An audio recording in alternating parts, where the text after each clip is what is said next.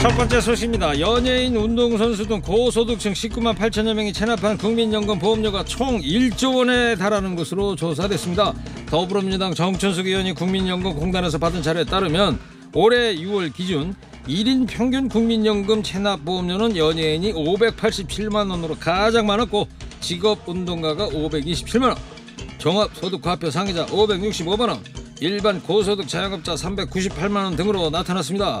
2015년까지만 해도 고소득층 가운데 국민연금 체납자는 5만여 명으로 누적 체납액은 총 3,300억이었습니다. 그러나 매년 체납자와 체납액이 추가되면서 올해 6월에는 체납자가 20만 명에 육박하고 누적 체납액 1조 원 가깝게 증가했습니다.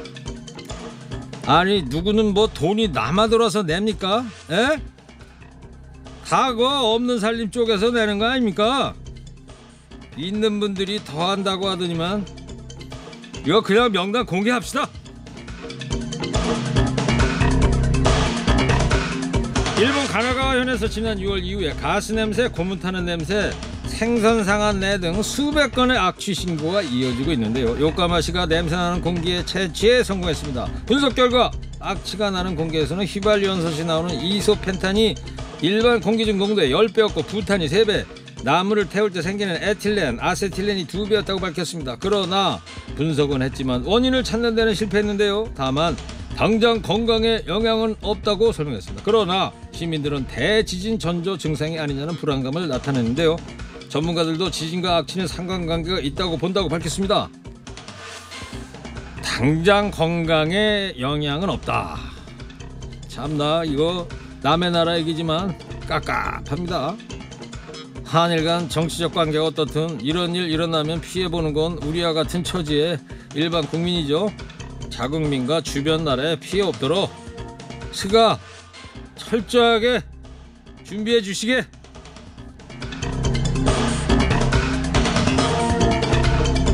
다음 소식입니다. 대한의사협회가 의과대학 본과 4학년 학생이 국시 재형시 문제와 관련해서 사과할 계획이 없다고 명확히 밝혔습니다. 의대생들의 국시 거부는 정부의 일방적 정책 강행에 저항해서 올바른 목소리를 내고자 한 의로운 취지의 행동이었으므로 의대생들이 사과할 사안이 아니라고 판단한다고 말했는데요. 그러면서 내년 의사 인력 수급에 차질이 없도록 정부가 결자 해제에 적절한 없다고 하면 좀 웃기지 않아요? 밥그릇 뺏길까봐 진료 거부, 응시 거부하더니 이제 밥그릇 잃을까봐 재응시해달랍니다. 사과는 없다니까 하는 말인데요. 그대들이 거부했던 국시도 당연히 없이요. 2015년 징역형을 마치고 출소한 A씨는 집이 아닌 청성교도소로 향했습니다. A씨는 이곳에서 50여 명의 다른 수용자들과 함께 하루 수백 개씩 비닐장갑을 포장하는 업무를 했습니다. 민병 등 시민단체들은 이 보호감호 제도가 국민의 기본권을 침해하고 이중처벌 금지 원칙 등을 위반한다면서 A씨를 대리해서 헌법소원 냈습니다.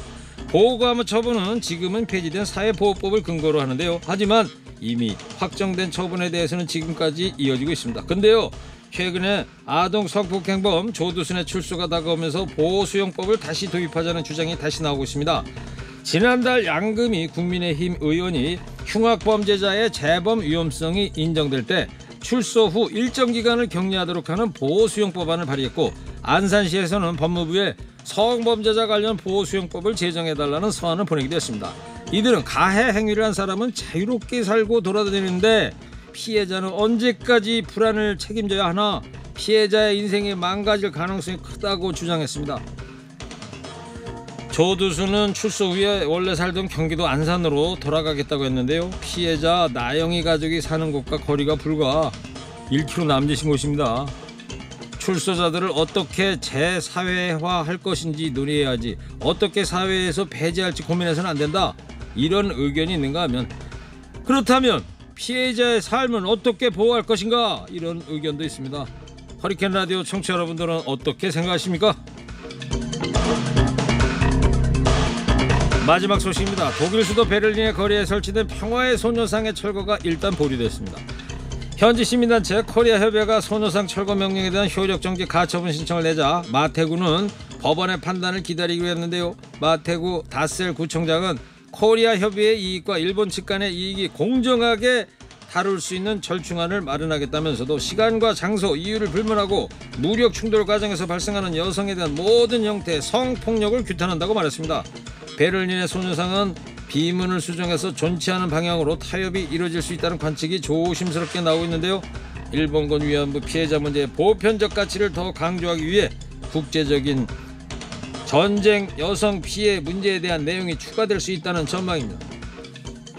이거 혹 때려다가 이거 혹 붙인 꼴인데요. 논란 커지면서 일본의 만행을 스스로 독일 사회에 더 알린 셈입니다. 평화의 소녀상의 의미가 이번 논란을 계기로 전 세계에 더 널리 알려지길 바랍니다. 오늘 허리케인 데스크 여기까지 하겠습니다. 깨어있는 시민이 됩시다. 잠시 후에 무거운 녀석들과 주요 뉴스도 자세히 살펴보겠습니다.